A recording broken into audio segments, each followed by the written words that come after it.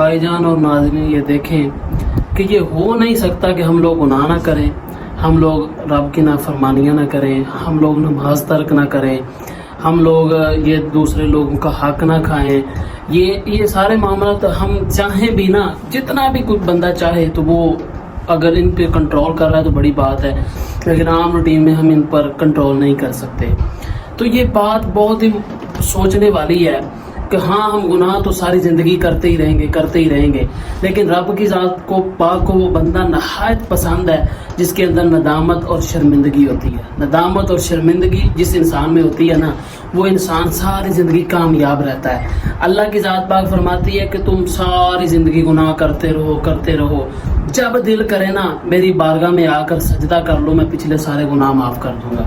इतनी रहीम ज़ात, इतनी करीम ज़ात है वो, इतनी रहीम ज़ात और इतनी करीम ज़ात है कि फरमाया कि तुम गुनाह कर के ज़मीन से लेकर आसमान तक सारी जगह भर दो, फिर भी मेरी तरफ आके सिर्फ एक दफ़ा शर्मिंदा हो, जो शर्मिंदगी का एक आंसू लेकर आ जाओ, मैं फिर भी सारे गुनाह माफ़ कर दूंगा।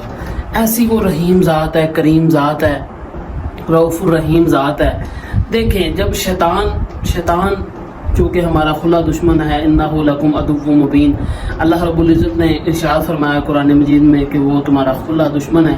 और रब की ज़ात पाक से जब उसने रदिया गया ना वो बारगाह इलाही से, तो फिर उसने क़यामत तक की मोहलत मांगी। अल्लाह ने फरमाया जाओ तुम्हें मोहलत दी।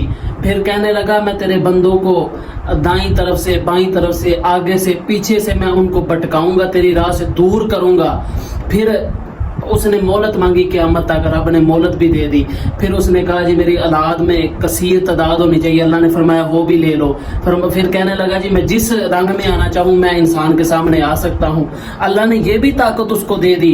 इतनी सारी ताकतें देने के बाद उसको ये ताकत दी कि किसी भी वक्त वो किसी भी जगह पर मौजूद हो सकता है और जा सकता है, इतनी सारी उसको ताकत दी। तो फिर फरमाया जो बंदे तेरे होंगे ना वो तो ठीक है, तो लेकिन जो मेरे बंदे होंगे ना तो उनको तो भटका नहीं सकेगा। ऐसा रब की ज़ात पाक को अपने बंदों से प्यार, ऐसा हदीस पाक में आता है कि बंदा अल्लाह की तरफ चल के जाए, एक कदम चले तो अल्लाह फरमाता है मैं 2 कदम चलता हूँ। फिर फरमाया को बंदा मेरी तरफ 2 कदम चले तो मैं उसकी तरफ 4 कदम चलता हूँ। फिर फरमाया को मेरी तरफ बंदा चल के आए तो मैं उसकी तरफ दौड़ के आता हूँ। कैसी रब की ज़ात रहीम व करीम ज़ात है, और आज हम उसी की नाफरमानी करते हैं, उसी को हम याद भी नहीं करते। अल्लाह की ज़ात पाक ने फरमाया ला तकनतु मिन रहमतिल्लाह।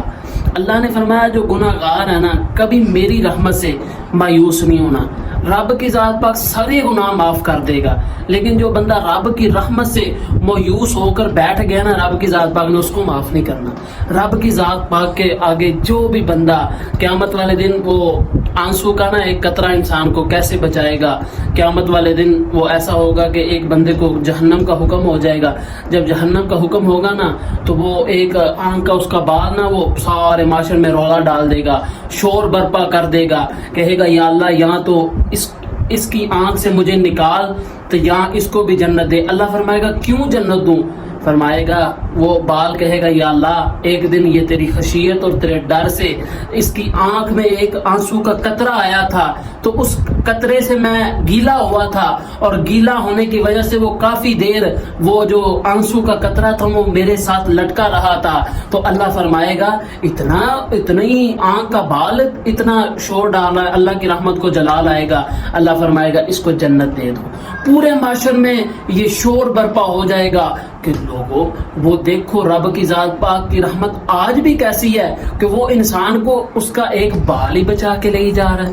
तो नाजरीन, सबसे पहले मैं आपसे यही कहूँगा कि हम सब गुनाह करते हैं, नमाज तरक हो जाती है, रोज़ा तरक हो जाता है, हम ज़कात हम पर वाजिब होती है हम वो नहीं दे सकते होते, हम पर कितने रिश्तेदारों के हकूक़ होते हैं, हम पर नाजरीन जैसे कि हम सबको पता है हमसायों के इतने हकूक़ हैं वो हम पर होते हैं। لیکن ہم زندگی میں وہ ادا نہیں کرتے. پھر اللہ کے اتنے حقوق ہیں, نماز پڑھنا, زکوٰۃ دینا, اگر توفیق ہے تو حج کرنا, اور یہ کلمہ طیبہ اور یہ سارے معاملات رب کے جو جتنے بھی فرائض ہیں ہم سے یہ پورے نہیں ہو سکتے, کیونکہ انسان ہے, انسان خطا کا پتلا ہے. تو رب کی ذات پاک نے, اور ویسے بھی حدیث پاک میں آتا ہے کہ جب کوئی انسان گناہ کرتا ہے پھر توبہ کر لے میں اس کو معاف کر دوں گا, پھر توبہ کر لے میں اس کو معاف کر دوں گا, پھر توبہ کر لے میں اس کو معاف کر دوں گا, حتیٰ کہ جتنی دفعہ بھی وہ گناہ کر لے اور میری بارگاہ میں آ جائے, آ کے شرمندہ ہو جائے گا نا, توبہ النصوح, پکی توبہ کر لے گا, تو میں اس کے سارے گناہوں کو معاف کر دوں گا.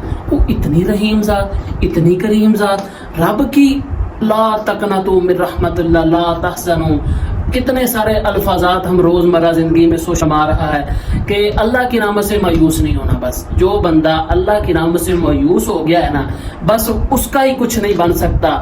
کہیں نا رب کی ذات پاک اگر کسی کو چاہے کہ اس نے معاف نہیں کرنا, ایسی بات نہیں ہے. رب کی ذات فرماتی ہے قیامت تک میری رحمت کے دروازے کھلے ہوئے ہیں.